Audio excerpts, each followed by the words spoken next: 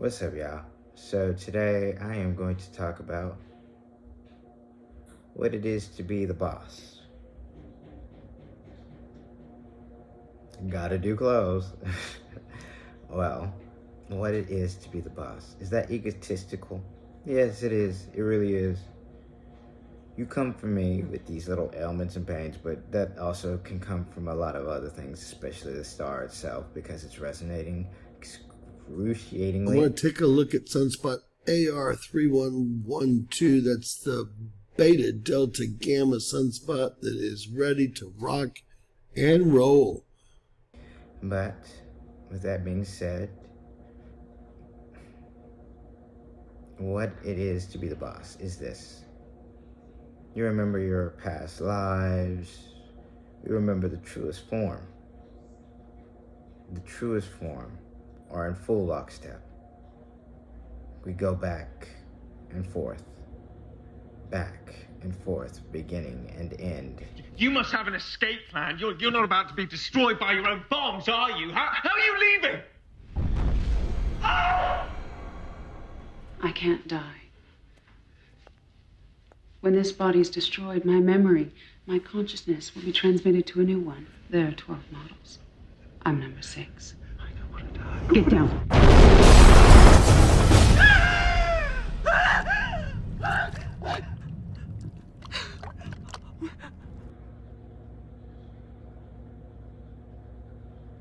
Ultimately, there's only one form, the Most High,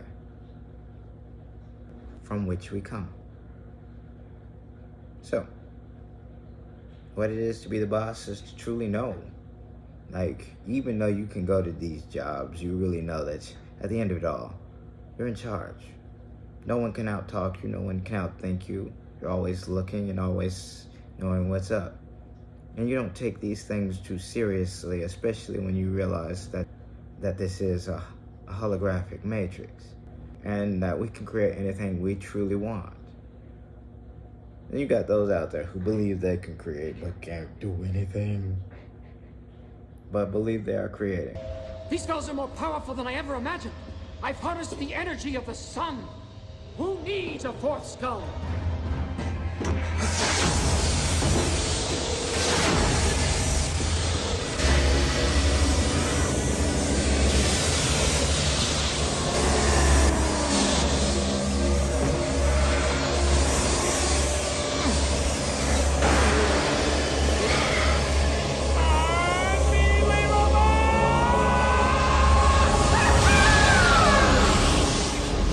Are you newly functioning millionaires? Billionaires yet? Well, let me tell you something about those millions and billions. Well, you know what? I think Rick says it best. Watch closely as Grandpa topples an empire by changing a 1 to a 0. Mr. President, the Blemflark's value just dropped to nothing. What do you mean? I mean, our single centralized currency just went from being worth 1 of itself to 0 of itself. Oh, dear God. Deploy the Galactic Militia and declare martial law. Yes, sir. What should I pay them with? I can answer that. For money. I never thought I'd live to see this day. There's a solution here you're not seeing. Give me your jacket! Give me those pants! So now, really, people, you've made this too simple, trying to make it complex. But then again, I was a part of that. You know, it's funny, because when you are close to someone who is as wise as one of our more famously disgraced world leaders, but you start to appreciate their wisdom in understanding the great patience. But again, that was when I was experiencing a different life during a different time period. I was an adjutant at that time. But that's a story for later days, because this realm seems to be crazed with stories about that time period anyway. So, and that being said, I remember the Salem witch trials. Can you tell us something about it?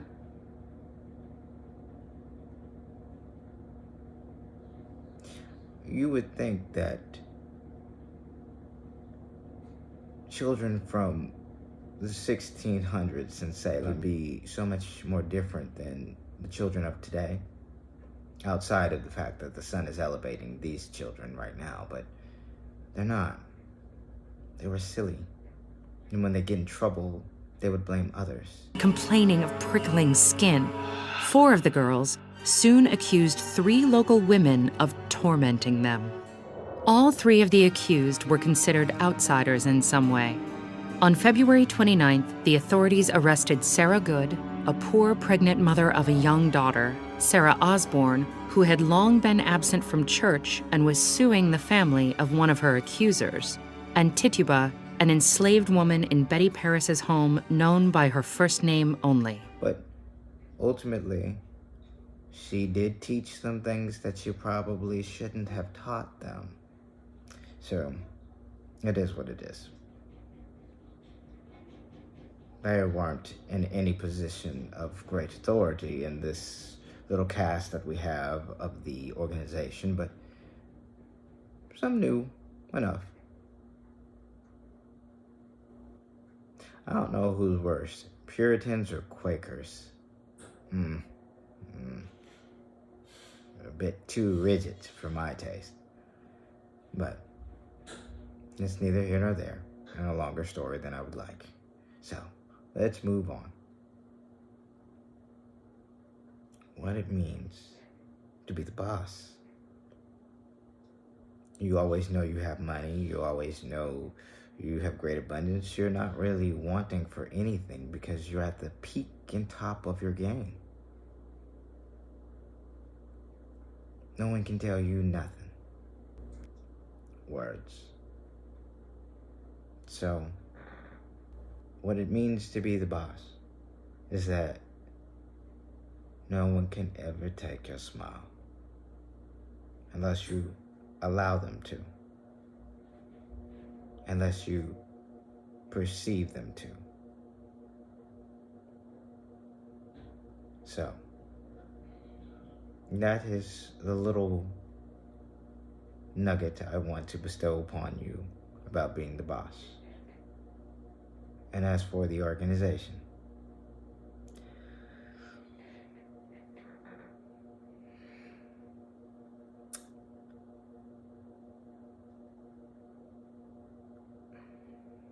when you folks convene, I am as sorry as you are, Dimitri. Don't say that you're more sorry than I am, because I'm capable of being just as sorry as you are. So we're both sorry, all right? All right. For your little circle jerk. I hate to say that term, but I had to. Because it's kind of what they do. It's like a circle that they sit in. When you sit there, and you're going through the files about who is dangerous, and then you come to me. You look at the numbering, the dates of birth, and the alignments, and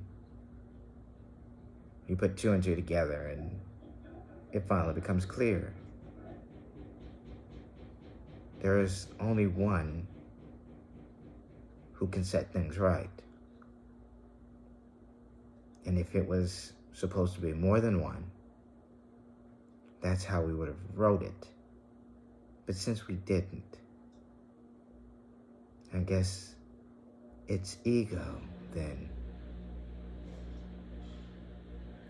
So with that being said, my dears, my children,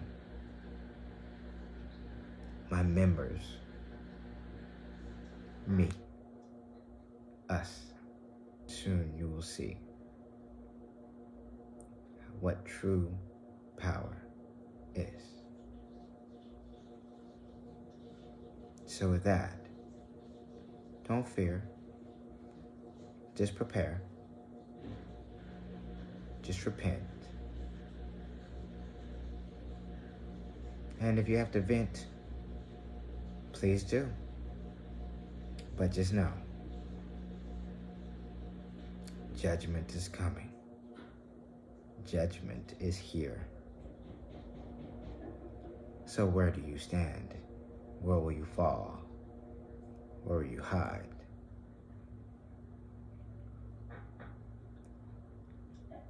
Now, with a smile and positive vibes your way, for the light workers, keep doing your thing. For the chosen, stay on mission. And for those who know, let's get it.